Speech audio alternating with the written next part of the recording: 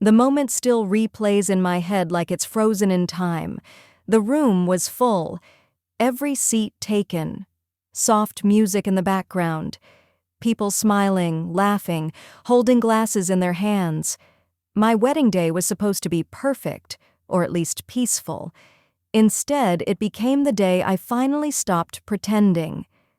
I remember standing there in my dress, hands slightly shaking, trying to focus on my breathing. I told myself it was just nerves. Weddings do that to people. Everyone says so. But deep down, I knew it wasn't nerves. It was him. My stepfather had insisted on giving a speech. He didn't ask. He announced it weeks before like it was his right. Everyone laughed when he said it. I forced a smile and stayed quiet, like I always had. That was my role for most of my life. Stay quiet, don't react, don't embarrass him. I didn't know yet that the embarrassment wouldn't be mine. When he stood up, glass raised, the room went silent. People leaned forward, ready for something sentimental. A few even wiped their eyes in advance. I looked at my husband, Ethan. He squeezed my hand gently, unaware of the storm I felt coming. My name is Alexis, and this is the story of the day my stepfather tried to shame me in front of everyone and didn't realize how closely they were watching. Richard came into my life when I was 9. My real father had left years earlier, quietly and permanently. My mother was lonely, tired, and trying to survive. Richard was confident, loud, certain of himself. At first, everyone thought he was exactly what we needed. He paid the bills, he set the rules, he made decisions quickly and expected gratitude in return. People called him strong, protective, a good provider. Inside our house, though, things felt different. He liked control, not the obvious kind, the subtle kind. The kind that made you question yourself before you spoke. The kind that made silence feel safer than honesty. By the time I was a teenager, I had learned how to disappear in plain sight. If he criticized me, I smiled. If he mocked me, I laughed softly. If he crossed a line, I told myself I was too sensitive. My mother rarely intervened. She told me he meant well, that he was old-fashioned, that keeping the peace was more important than being right. So I kept the peace. For years. When I met Ethan, it felt unfamiliar to be treated gently. He asked instead of told. He listened instead of corrected. When I spoke, he didn't interrupt. The first time Richard met him, he smiled too wide. "You'll learn," Richard said to Ethan, clapping him on the shoulder. "Alexis is a handful." Everyone laughed. I didn't. Wedding planning only gave Richard more opportunities to insert himself. He criticized the venue, the guest list, the food, my dress. "You're really wearing that?" he asked one day. Bold choice. I ignored him. On the morning of the wedding, my mother cried while helping me get ready. She said she was proud of me. I believed her. Richard barely looked at me. Now, standing at the reception, watching him tap his glass with a fork, I felt the old tension rise in my chest. The familiar warning, "Don't react, don't make a scene." Richard cleared his throat. "I've known Alexis for a long time," he began. "Long enough to know how challenging she can be." A few nervous laughs floated through the room. He continued, "She's always had a mind of her own, sometimes too much of one. Stubborn, emotional." More laughter, thinner this time. I stared at the table in front of me. My heart was pounding, but my face stayed calm.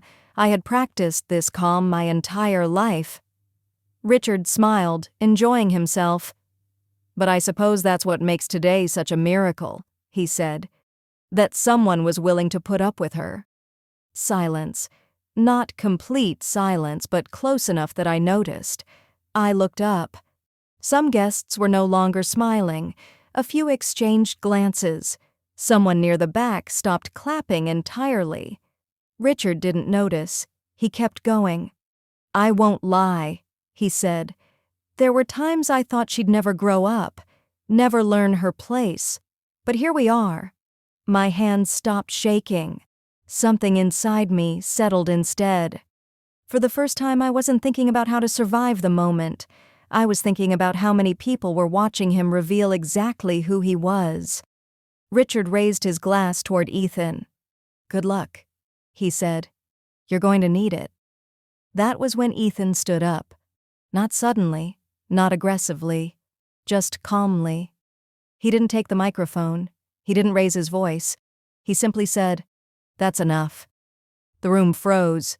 Richard laughed, confused. "Relax, it's a joke." Ethan looked at him steadily. "It's not." I stood up too. My legs felt steady.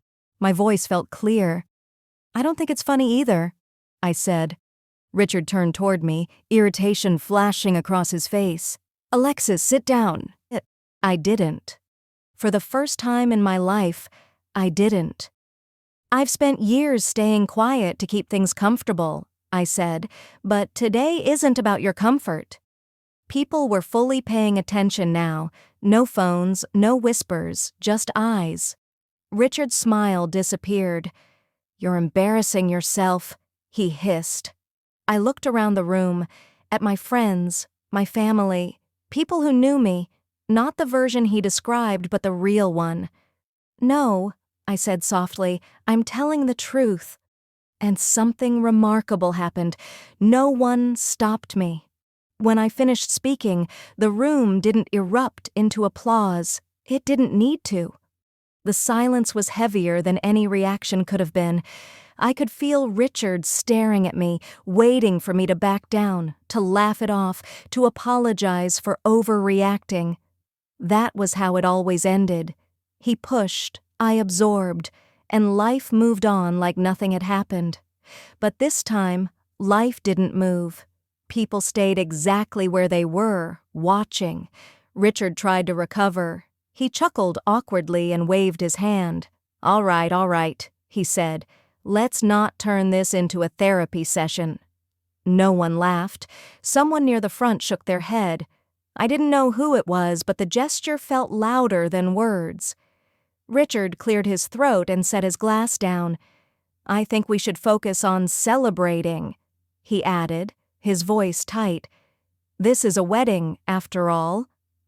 Ethan squeezed my hand again, not to stop me, just to remind me I wasn't alone. I sat down slowly, not because I was told to, but because I had said what I needed to say. The music resumed after a moment, softer than before. Conversations restarted, but they felt different. Careful, aware. Richard didn't speak to me for the rest of the night. He stayed at his table, jaw clenched, eyes darting around the room like he was trying to figure out what had just gone wrong. I didn't feel victorious. I felt exposed. Standing up to him didn't feel powerful the way movies make it seem. It felt quiet and strange, like stepping outside without armor for the first time. As guests came to congratulate us, some hugged me a little longer than usual. Some whispered things like, "You were brave," or "I'm glad you said something." Others said nothing at all, but their eyes were different now, like they were seeing me clearly for the first time. My mother avoided my gaze. That hurt more than anything Richard had said. Later that night, after the guests left and the lights dimmed, Ethan and I sat alone for a moment. My dress was wrinkled, my feet ached, and my head was spinning. "Are you okay?" he asked. I nodded slowly. "I think so." He didn't press. He never did. We didn't talk about Richard that night. We talked about the food, the dancing, the parts of the day that still felt good. But something had shifted. I felt it the next morning when my phone buzzed with messages. Not congratulations, questions. My aunt asked if I was all right. A cousin asked if Richard had always been like that. A family friend said she was shocked and sorry. No one asked how Richard felt. That alone told me everything. A few days later, my mother came over. She sat at my kitchen table, hands folded tightly in her lap. She looked older somehow, smaller. "I didn't know," she said quietly. I didn't answer right away.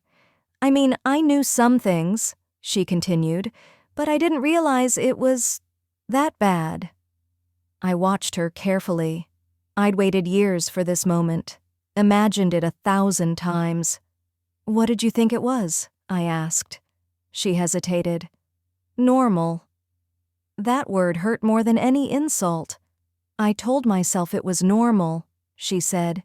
"That's how men his age talk, that he was joking, that you were strong enough to handle it." I took a deep breath. "I shouldn't have had to handle it." She nodded, tears forming.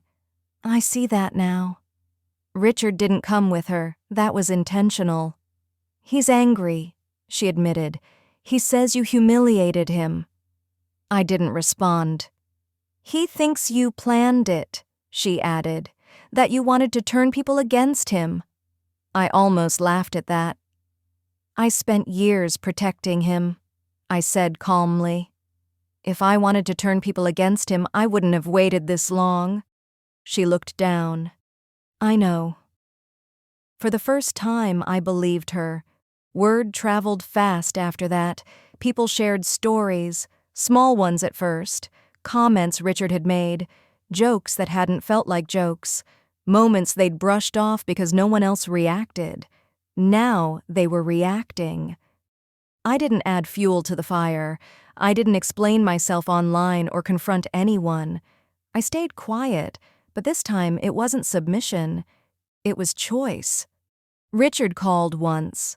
I let it go to voicemail. His message was long, defensive, full of explanations that never quite reached the point. He never apologized. He asked when we could talk this out. I deleted the message. That was when I realized something important. The power he had over me didn't come from his voice. It came from my silence, and now that silence belonged to me. At a family dinner a week later, his name came up carefully, like something fragile. "He didn't mean it," someone said. "I think he meant exactly what he said," someone else replied. The room went quiet again. No one looked at me for permission. That was new. Richard stopped attending gatherings, claimed he was busy, said people were overreacting. But the truth was obvious. He couldn't control the room anymore. And without that control, he didn't know who he was. As for me, I started noticing how often I'd minimized myself without realizing it, how many opinions I'd swallowed, how many jokes I'd laughed at to keep things smooth. I didn't want to live like that anymore.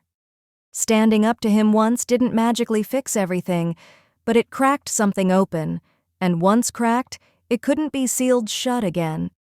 It wasn't long after the wedding that I realized life doesn't pause for anyone, even after you confront a lifetime of control.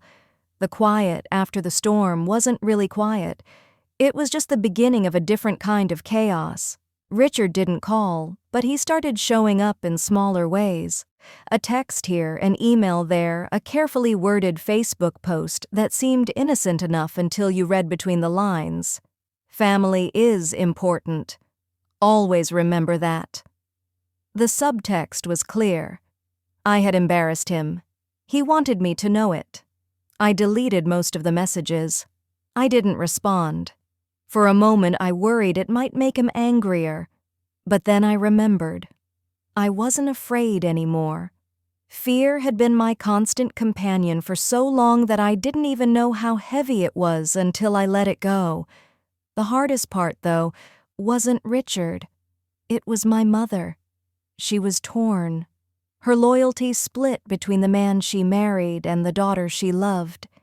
Some days she tried to protect me. Others, she slipped back into old habits, minimizing my experience, reminding me of the good qualities in Richard, trying to smooth over every hurt I had endured. It made me furious and sad, mostly sad. I realized I had been standing up for myself, while the woman who should have fought for me alongside me still needed convincing. That's when I decided I couldn't rely on anyone else, not even family, to validate what I had survived. I had to validate it myself. One morning, a few weeks after the wedding, I found myself scrolling through old photos, pictures of me as a little girl, smiling with Richard looming behind, a hand on my shoulder that felt more like a shadow than protection. Teenage selfies, school awards, family vacations. I could see it all now with new eyes.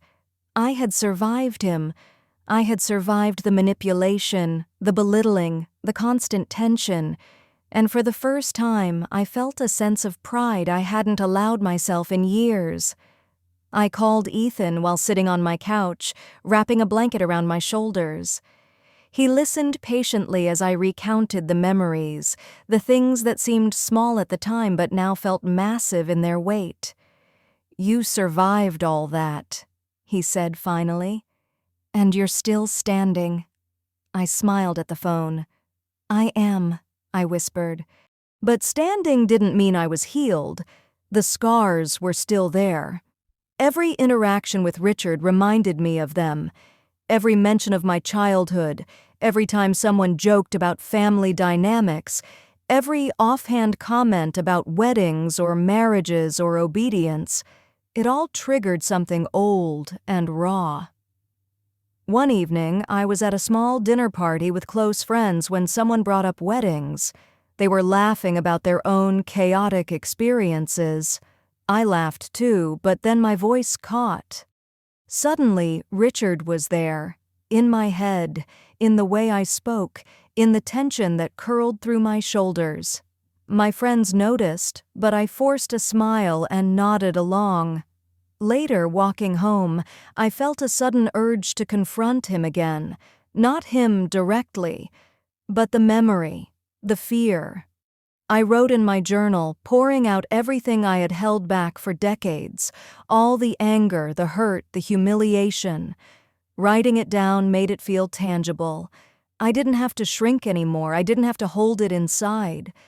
For the first time, I allowed myself to name it: abuse. Emotional abuse, manipulation, control. All the words I had avoided for years because acknowledging them made it real. Because acknowledging them made me realize how long I had been walking on eggshells, how long I had stifled my own voice to keep the peace. It was painful, but it was also freeing. The next day, I didn't feel lighter. I felt ready. Ready to stop letting fear dictate how I lived. Ready to stop giving power to someone who had never truly cared about me. And I realized that standing up to him at the wedding wasn't just a single act of courage. It was the first step in reclaiming my life, step by step, day by day. Richard, of course, noticed. Not immediately. He thought his absence meant he had won. He thought ignoring me would keep me in line. He didn't realize that I no longer needed to perform obedience. I didn't reach out. I didn't seek his approval. Every attempt he made to assert control, I sidestepped. I kept my responses minimal, polite, and firm. He would email about family gatherings, about bonding opportunities, about traditions I was supposedly disrupting. I responded once or twice, neutral and concise, never letting him know that his words didn't scare me anymore. One afternoon, a neighbor came by with a package and some old letters from Richard, letters I had written to him years ago that he had never replied to. My heart sank for a moment. Old habits die slowly, and for a fleeting second I thought I might crumble, but then I opened them and read. The words were mine, full of hope, full of longing for connection and acceptance that he had never offered. Tears came, but not of fear. They were tears of acknowledgement, of recognition of my own strength, of realizing that I had been asking for validation from someone who could never give it, and that I had survived anyway. I tucked the letters into a box and placed it on a high shelf, a reminder of my past, yes, but also a monument to my resilience. Every day that I walked past that box, I remembered, I am not the girl who bends under his voice anymore. I am Alexis. I am allowed to speak, to choose, to exist fully without shrinking. Life didn't magically become easy. I still dealt with tension at family events, with questions, with whispers. Richard didn't stop trying entirely, but the weight of his influence had diminished. He no longer had the power to define my worth, to manipulate my decisions, to control my narrative. I held that power now, and every time he tried, I calmly reminded myself, and the room, that his authority over me was gone. Months passed, and with each passing day I discovered new freedoms. I allowed myself to enjoy moments without fear. I made small decisions solely for myself. What to wear, where to go, what to say, without the habitual self-censorship I had carried for decades. Every choice, no matter how trivial, became a quiet act of rebellion. And with that, a sense of peace began to settle over me.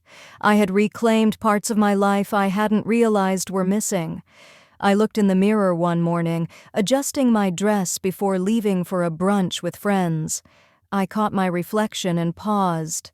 The girl staring back at me wasn't the same timid child who had cowered under Richard's gaze for years.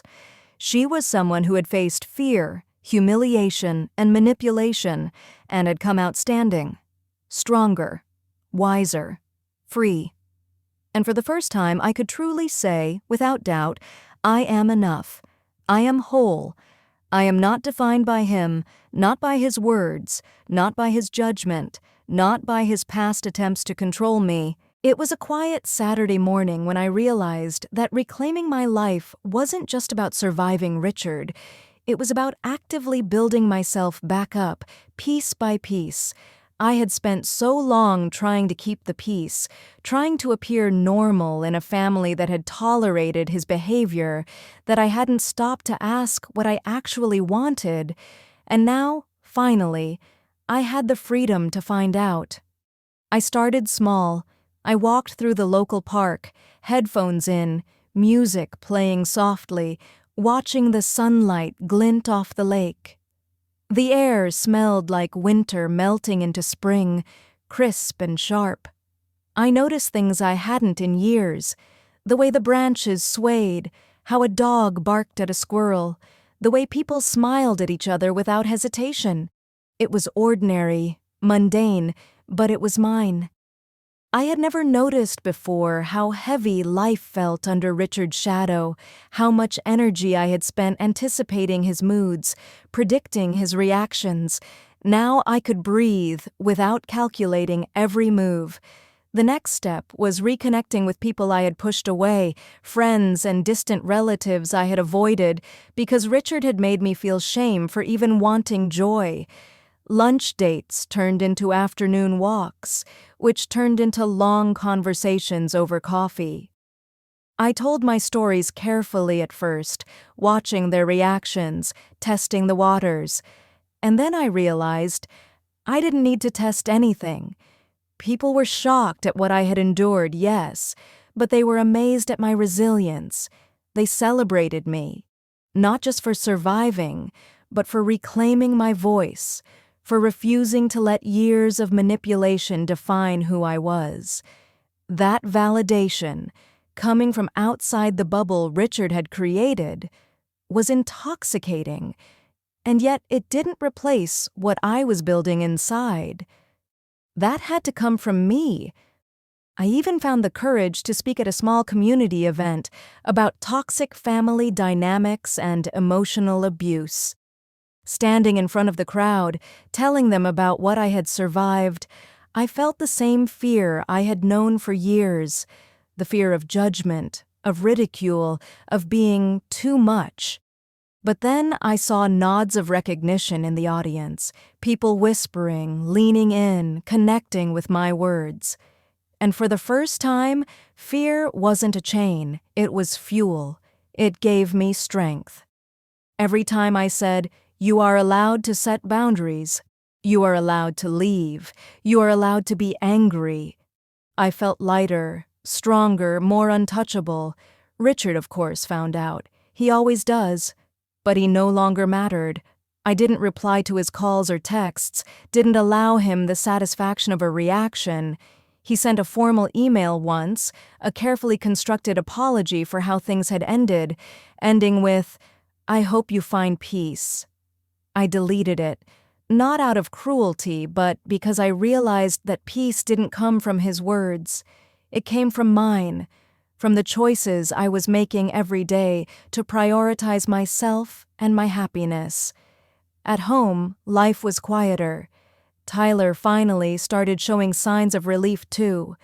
I think he had been carrying his own weight for years, pretending to understand the chaos he witnessed. But now, he started laughing more easily, talking about school without hesitation, sharing little victories like a good grade or a funny story with his friends. Seeing him thrive reminded me why I had fought, not just for myself, but for him. I had wanted him to see that strength isn't about intimidation or control. It's about standing firm, even when the world tries to break you down. One evening, as we were tidying up the apartment, Tyler turned to me with that earnest gaze only teenagers can muster. "Mom," he said, "I'm proud of you, really." My heart clenched, tight and full, and I hugged him until I thought I might not let go. "Thank you," I whispered. "I'm proud of you too." That moment, small and simple, felt like a turning point. It wasn't flashy or dramatic, but it was real. It was proof that life could be ordinary and beautiful at the same time, without Richard lurking in the background. I also started thinking about my career again. The law firm where I had worked before, the one I had left to support my mother and navigate Richard's influence, it still had a place for me.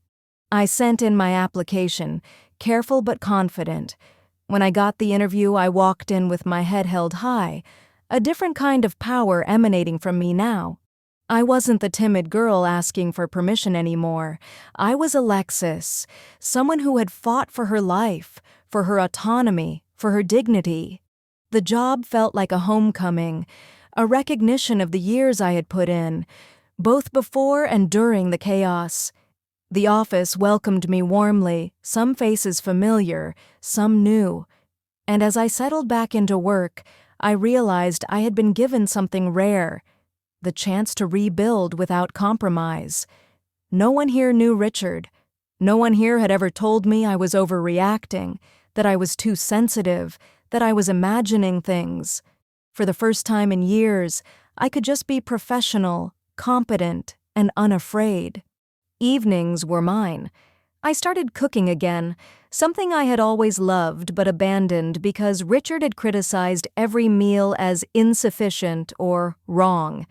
Now I experimented, tried new recipes, and invited friends over. Tyler and I had a small tradition, Friday night dinner, just the two of us. We laughed, shared our week, and enjoyed meals without judgment, without fear. And then came a day when Richard appeared in person again at a family gathering. He hadn't seen Tyler or me in months, and I could see the surprise and hesitation in his eyes when he noticed how composed I was. He must have expected weakness, uncertainty, or maybe shame. Instead, I smiled politely, shook his hand, and focused on Tyler. Nothing more. No anger. No justification, no performance, simply life continuing, unshaken. That moment was powerful in a way I hadn't anticipated. It wasn't revenge, it wasn't humiliation, it was something quieter, subtler, but far more satisfying. I didn't need to prove anything to him. I didn't need to scream, yell, or lash out. I was living, thriving, and taking back everything he had tried to control. And he couldn't stop it.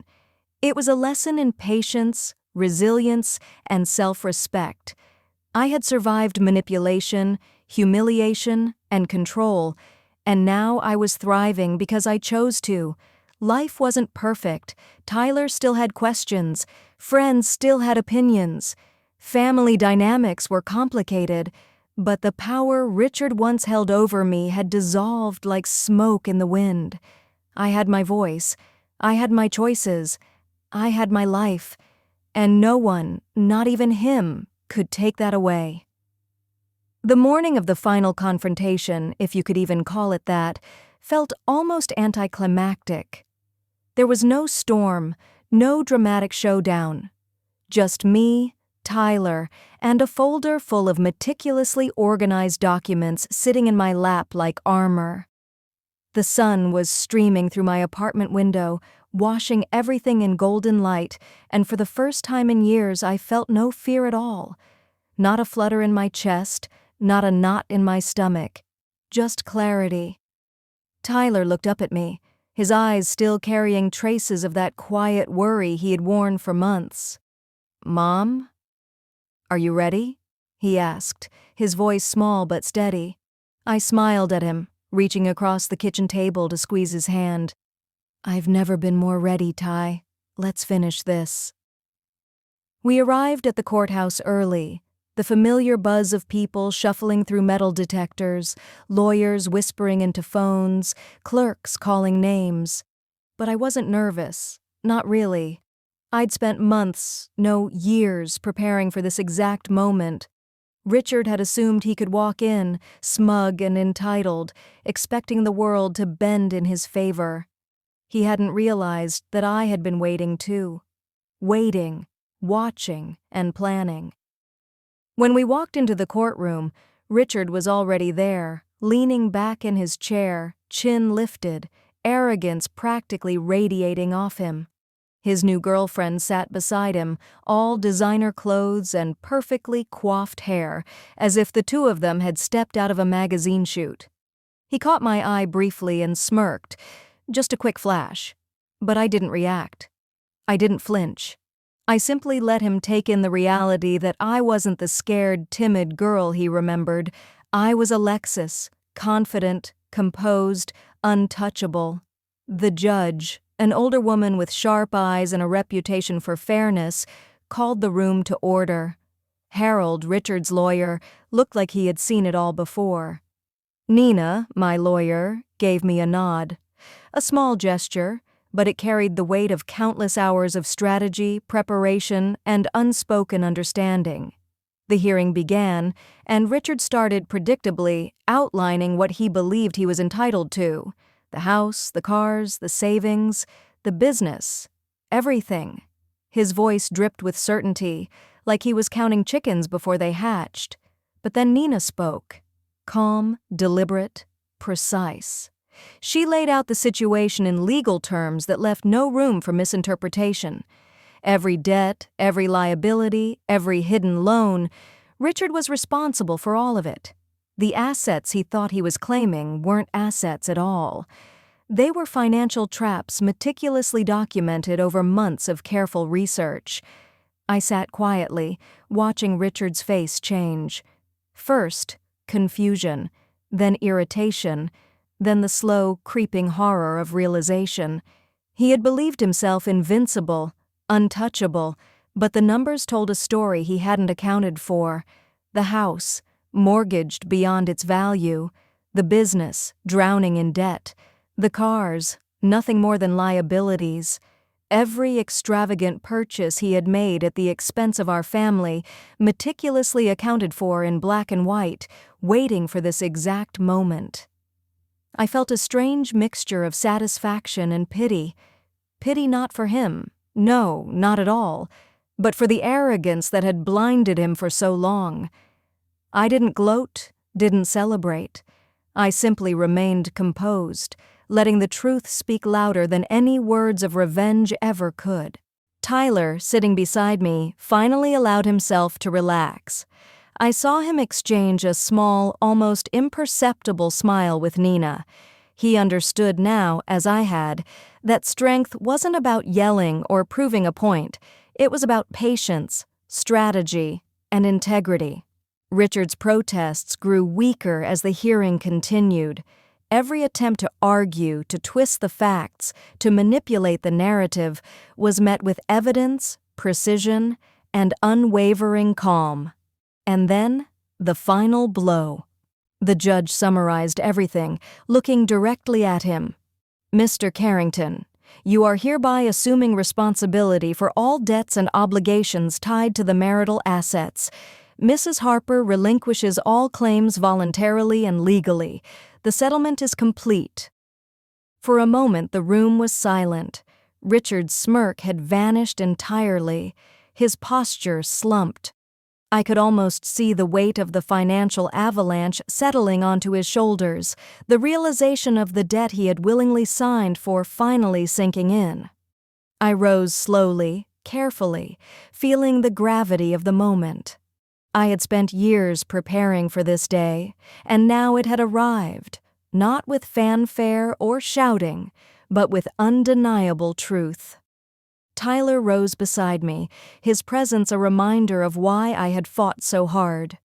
We walked out together, shoulders squared, heads held high, leaving Richard to grapple with the consequences of his arrogance. Outside, the air felt like a rebirth. The sun shone, people bustled past, and yet it all felt intimate, personal, as if the world itself was acknowledging that we had survived and emerged stronger. Tyler looked up at me and whispered, "We did it, Mom." I smiled, squeezing his hand, feeling the culmination of years of patience, courage, and determination. Yes, Ty, we did it. In the following weeks, life settled into a new rhythm. Tyler and I focused on our small apartment, our routines, and the simple joys we had rediscovered. I returned to work, reconnecting with colleagues, building my career anew. I spent evenings cooking, laughing, and slowly reclaiming all the pieces of myself that had been suppressed for so long. Richard, of course, tried to maintain appearances. He posted photos on social media, flaunted what he thought were victories. But anyone who looked closely could see the cracks in his empire, the debts he had inherited, the responsibilities he now bore alone. These were invisible to the casual observer but tangible, crushing burdens nonetheless. And as for me, I felt something I hadn't in years, unshakable peace. Not the fragile, temporary peace of avoiding confrontation or hiding from conflict, but a deep, enduring peace born from resilience, strategy, and self-respect. I had faced humiliation, manipulation, and betrayal, yet I had emerged intact, stronger, and free. Sometimes I still think about Richard and the shock on his face when reality hit him, not out of anger, not out of spite, but as a reminder that patience, intelligence, and quiet strength often accomplish far more than immediate reaction ever could. Tyler and I plan our future together now, free from fear and uncertainty. Life is not perfect, but it is ours, built on honesty, resilience, and a refusal to be controlled by someone else's arrogance. And that, in the end, is the sweetest form of victory, one that doesn't need to be shouted, only lived. If you loved this story, hit that like button and subscribe for more shocking real-life revenge tales. Comment below and tell me, what would you do if you were in Alexis's shoes? I read every single one.